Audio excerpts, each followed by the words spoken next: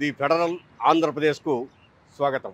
ఆంధ్రప్రదేశ్ రాష్ట్రంలో రాజకీయాలు ముఖ్యమైనటువంటి నాయకులు, శాస్త్రవేత్తలు, గొప్ప సాంస్కృతికకారులు, గొప్ప వ్యక్తులపైన వాళ్ళ విగ్రహాలపైన నడుస్తున్నాయి.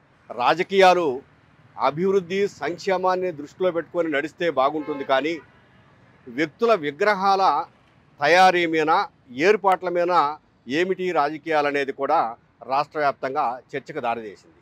నూతనంగా భారతీయ జనతా పార్టీకి అధ్యక్షుడిగా ఎన్నికైనటువంటి మాధవ్ చేసిన వ్యాఖ్యలు ఈ రాజకీయ వివాదానికి కానీ చర్చకు కానీ దారితీశాయి.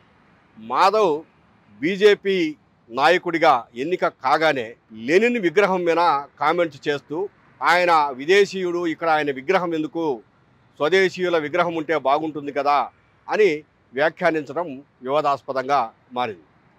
విజయవాడ నగరంలో ఎప్పటి నుంచో మనము చూస్తే మహామహుల విగ్రహాలున్నాయి, స్వాతంత్ర సమరయోధుల విగ్రహాలున్నాయి, రాష్ట్ర మాజీ ముఖ్యమంత్రుల విగ్రహాలున్నాయి.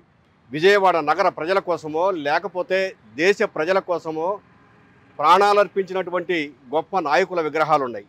అసలు విగ్రహాలు ఎందుకు పెడతారు, విగ్రహాలు పెట్టాల్సిన అవసరం ఏమొచ్చిందనేది ఒకసారి మనం పరిశీలిస్తే, వాళ్ళను గుర్తుంచుకోవడానికి, శాశ్వతంగా వాళ్ళు చేసిన గొప్ప పనులు, వారి త్యాగాలను ఎప్పటికీ గుర్తుంచుకోవడానికి ఈ విగ్రహాలు ఏర్పాటు చేస్తారు. అంతేకాని ఏ తమాషాకో ఏదో విగ్రహం పెడితే బాగుంటుందనో కాదు.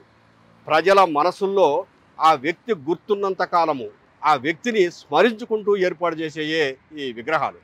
అందులో గొప్పగా చెప్పుకోవాల్సిన వాళ్ళల్లో మహాత్ములైనటువంటి వాళ్ళు మహాత్మా గాంధీ, డాక్టర్ బిఆర్ అంబేద్కర్, అంటే స్వాతంత్ర సమరయోధులు, స్వాతంత్రం కోసం గొప్పగా త్యాగాలు చేసినటువంటి వాళ్ళు. ఇప్పుడు విజయవాడ నగరంలో డాక్టర్ ఇందిరాగాంధీ మున్సిపల్ స్టేడియం పక్కన అయ్యదేవర కాళేశ్వరరావు గారి విగ్రహాన్ని ఏర్పాటు చేశారు. ఆయన ఎంత గొప్ప వ్యక్తి, విజయవాడ నగరానికి, అట్లా విజయవాడకు మొట్టమొదటి ఎమ్మెల్యే ఆయన ఒక మంచి న్యాయవాది, అట్లాగనే మంచి రచయిత, సమాజ సేవకుడు, ఒక గొప్ప వ్యక్తి విగ్రహాన్ని అక్కడ పెట్టడం వల్ల ఎంతోమంది చూసి అయ్యదేవర కాళేశ్వరరావు గారంట మహానుభావుడు అని చెప్పుకుంటున్నారు. అట్లాగనే డాక్టర్ బిఆర్ అంబేద్కర్ విగ్రహాన్ని పీడబ్ల్యూడి గ్రౌండ్లో గత ప్రభుత్వం ఏర్పాటు చేసింది. ఈ గ్రౌండు మొత్తం 23 ఎకరాల విస్తీర్ణం. దీన్ని సామాజిక స్మృతివనంగా, డాక్టర్ బిఆర్ అంబేద్కర్ సామాజిక స్మృతివనంగా ఏర్పాటు చేయాలని గత ప్రభుత్వంలో వైఎస్ జగన్మోహన్ రెడ్డి ఈ విగ్రహాన్ని ఏర్పాటు చేసి ఆవిష్కరించాడు. తర్వాత విగ్రహాన్ని ఏర్పాటు చేసేటప్పుడు కానీ, చేసిన తర్వాత కానీ, ఆ మధ్యకాలంలో కానీ చాలా వివాదాలు వచ్చినాయి. ఏ వివాదాలు వచ్చినా పూర్తయిపోయింది, ఇంకా కొంత జరగాల్సి ఉంది. అట్లాగనే ఎన్టీఆర్ సర్కిల్లో ఎన్టీ రామారావు గారి విగ్రహాన్ని నంబర్ 1 విగ్రహాన్ని తయారు చేశారు. దానికి ఆ సర్కిల్కే ఎన్టీఆర్ సర్కిల్ అని పేరు పెట్టారు. అట్లా ఒక అంటే మన మాజీ ముఖ్యమంత్రి గారు తెలుగు జాతి శ్రేయస్సు కోసం పాటుపడినటువంటి వ్యక్తి, అటువంటి వ్యక్తి విగ్రహాన్ని అక్కడ పెట్టేసేసి ఎన్టీఆర్ సర్కిల్గా పిలుస్తున్నారు. అదేవిధంగా మనకు బెంజ్ సర్కిల్కి అసలు ఆ పేరు ఎట్లా వచ్చిందంటే, అక్కడ బెంజ్ లారీలు ఎక్కువ మంది ఉండటం వల్ల లారీ ఓనర్లు అక్కడ అసోసియేషన్ కార్యాలయాన్ని ఏర్పాటు చేసుకోవడం వల్ల బెంజ్ సర్కిల్. విజయవాడ అంటే ముందు ఎవరికైనా గుర్తొచ్చేది బెంజ్ సర్కిల్. కానీ బెంజ్ సర్కిల్లో కాకాని వెంకటరత్న నాయుడు స్వాతంత్ర సమరయోధుడు ఉన్నాడని చెప్పేసి అసలు ఎంతమందికి తెలుసు? నిజంగా ఆయన విగ్రహాన్ని చూసినప్పుడు కాకాని వెంకటరత్న నాయుడు ఈయన అని చెప్పేసి చాలామందికి తెలియదు. కానీ అది బెంజ్ సర్కిల్ ఆ ప్రాంతాన్ని బాగా చేసేటప్పుడు ఈ మధ్యకాలంలో ఆ మధ్యలో ఉండే విగ్రహాన్ని తీసి ఒక సైడు పెట్టాల్సి వచ్చింది, పెట్టారు. అట్లాగనే ఇక్కడ ఆర్టీసీ బస్టాండు ఎదురుగా ఉన్నటువంటి మన సర్కిల్లో వైఎస్ రాజశేఖర రెడ్డి గారి, మాజీ ముఖ్యమంత్రి రాజశేఖర రెడ్డి గారి నంబర్ 1 విగ్రహాన్ని ఏర్పాటు చేసి పెట్టారు. అయితే ఇక్కడ ఎన్డీఏ ప్రభుత్వం అధికారంలోకి వచ్చిన తర్వాత ఆ విగ్రహాన్ని, అంటే మరీ సెంటర్కి దగ్గరలో ఉంది అని చెప్పేసి దాన్ని తీసి కొంచెం పార్కులో వెనక వైపుకు పెట్టారు. అట్లాగనే మహామహులైనటువంటి అందరి విగ్రహాలు ఇక్కడ ఉన్నాయి. అట్లాగనే మనకు లెనిన్, అసలు వివాదం వచ్చిందే లెనిన్ సెంటర్లో ఉన్నటువంటి లెనిన్ విగ్రహానికి దృష్టిలో పెట్టుకొని బీజేపీ వాళ్ళు చేసిన వ్యాఖ్యలు. అదే లెనిన్ సెంటర్ కొంచెం పైకి వస్తే హనుమాన్పేటలో 2 విగ్రహాలు ఉన్నాయి. అవి కమ్యూనిస్టుల విగ్రహాలు, మార్క్స్ ఏంజల్స్ విగ్రహాలు నంబర్ 1 విగ్రహం. అసలు ఆ విగ్రహాలను చూస్తేనే మహానుభావులు అంటే ఇలా ఉంటారా అని చెప్పేసేసే భావన మనుషుల్లో కనిపిస్తుంది. అలాంటప్పుడు ఈ విగ్రహాల మీద ఇటువంటి వివాదాలు ఎందుకు? ప్రభుత్వాలు విగ్రహాల గురించి ఎందుకు మాట్లాడుతున్నాయి? ఆ విగ్రహాలను దీన్ని తీసి దాన్ని పెడదాం, వాడిని తీసి వీడిని పెడదాం, ఇట్లాంటి మాటలు ఎందుకు మాట్లాడుతున్నాయి అనేది ఒక చర్చ విజయవాడలో అసలు పెద్ద చర్చగా మారింది. అయితే ఇలాంటి పరిణామాల నేపథ్యంలో అమరావతి కేంద్రంగా యాక్చువల్గా అమరావతిలో మన ముఖ్యమంత్రి చంద్రబాబు నాయుడు గారు ఆ అమరావతిలో గతంలో అధికారంలోకి వచ్చినప్పుడు గతంలో అక్కడ అంబేద్కర్ స్మృతి వనాన్ని ఏర్పాటు చేద్దామనుకున్నారు. అయితే ఆ మధ్యలో జగన్ గారు వచ్చిన తర్వాత ఆయన ఇక్కడ పీడబ్ల్యూడీ గ్రౌండ్లో ఏర్పాటు చేయడం, అక్కడ ఆ వ్యవహారం మరుగున పడిపోవడం. అయితే ఇప్పుడు తెరపై ఎక్కువ వచ్చినటువంటి ఇంకొక అంశం ఏంటంటే అమరావతిలో ఎన్టీ రామారావు విగ్రహాన్ని నిలువెత్తు విగ్రహం అంటే దేశంలోనే ఇప్పుడు ఉన్న దాంట్లోనే దేశంలోనే ఇక్కడ పీడబ్ల్యూడీ గ్రౌండ్లో పెట్టినటువంటి 125 అడుగుల ఎత్తైన విగ్రహం. అంటే కింద నేను ఫౌండేషన్ ఇవన్నీ చెప్పట్లా, ఇవన్నీ మళ్ళీ 100-150 అడుగులు ఎత్తున్నాయి. దీని ఓన్లీ విగ్రహం 125 అడుగులు. అయితే ఇప్పుడు ఇక్కడ అమరావతిలో నీరుకొండ అనే ప్రాంతంలో కొండ ప్రాంతంలో ఎన్టీ రామారావు గారి విగ్రహాన్ని సుమారుగా 150 అడుగుల ఎత్తైన విగ్రహాన్ని పెట్టాలని చెప్పేసి నిర్ణయం తీసుకున్నారు.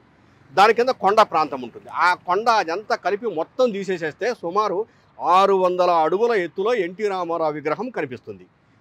ఆ విధంగా డిజైన్ చేశారు. దీనికి సంబంధించి డిపిఆర్ తయారు చేయాలని చెప్పేసి కన్సల్టెంట్లను వాళ్ళ కోసము టెండర్లు పిలిచారు. ఒక పక్కన విగ్రహాల వివాదం జరుగుతుండగా మరలా ప్రభుత్వము ఎన్టీ రామారావు విగ్రహం పెట్టడానికి, అది కూడా దేశంలో లేకపోతే ప్రపంచంలోనే అద్భుతమైనటువంటి ప్రాంతంగా విగ్రహాన్ని అక్కడ సృష్టించి తయారు చేసి పెట్టాలని చెప్పేసి 600 అడుగుల ఎత్తులో విగ్రహం అంటే ఆషామాషి కాదు, అది ఒక కొండ ప్రాంతంలో అది తయారు చేసి పెట్టాలని నిర్ణయించుకోవడం మీద ఇప్పుడు అసలు ఇక ఆంధ్రప్రదేశే కాదు భారతదేశం అంతా చర్చకు దారి చేసింది. విగ్రహాలు విజయవాడలో విగ్రహాలు ఆట పరిణామాలు రాబోయే పరిస్థితులు అనే దాని మీద ఒక చర్చకు దారితీసింది. సరే ఓకే, ఎన్ని జరుగుతున్నా ఏం జరుగుతున్నా భవిష్యత్తులో గొప్ప వాళ్లను ఎప్పుడు జనం గుర్తుపెట్టుకుంటారు. ఆ గొప్ప వాళ్లను గుర్తుపెట్టుకోవడం కోసం అటువంటి విగ్రహాలు ఏర్పాటు చేస్తారు.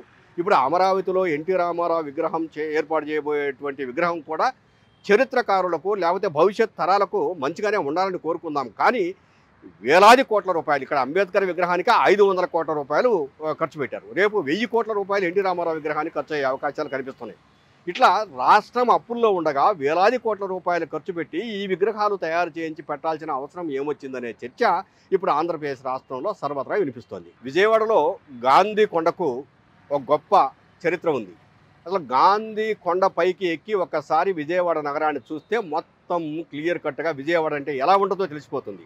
అయితే ఈ కొండకు గాంధీ కొండ అని ఎందుకు పేరు వచ్చింది, ఎందుకు పేరు పెట్టాల్సి వచ్చిందంటే స్వాతంత్రోద్యమ కాలంలో మహాత్మా గాంధీ ఈ తీర ప్రాంతాన్నంతా సందర్శించేటప్పుడు విజయవాడ మీదుగా వెళ్ళాడట. ఆ సందర్భంలో ఇప్పుడు ఉన్న రైల్వే స్టేషన్ ఆనుకునే గాంధీ కొండ ఉంటుంది. ఆ రైల్వే స్టేషన్ దగ్గర ఆగటం వల్ల గాంధీ కాస్త సేద తీరడం వల్ల ఆ కొండకు గాంధీ కొండని పేరు పెట్టి అక్కడ ఒక స్తూపం కట్టి ఆ స్తూపం మీద గాంధీ విగ్రహాన్ని నంబర్ 1గా చెక్కారు. అది ఇప్పుడు దాదాపు 1970 ఆ కాలంలో అక్కడ గాంధీ హిల్స్ ఏర్పాటైనాయి. ఇప్పుడు ఆ గాంధీ హిల్స్ మీద రకరకాల అంటే ఈ ఒకటే మనం గుర్తుపెట్టుకోవాల్సింది, మహానుభావులు జరిగిన ప్రాంతాలలో ఎప్పుడైనా కూడాను చరిత్ర ఆధారంగా కొన్ని మంచి రకరకాల అంటే ఈ జనము రావడానికి చూడటానికి ఆహ్లాదకరమైన వాతావరణం ఉండటానికి ఇట్లాంటి వాటికి ఏర్పాటు చేస్తే బాగుంటుందని అక్కడ గాంధీకొండ ఏర్పాటు చేశారు.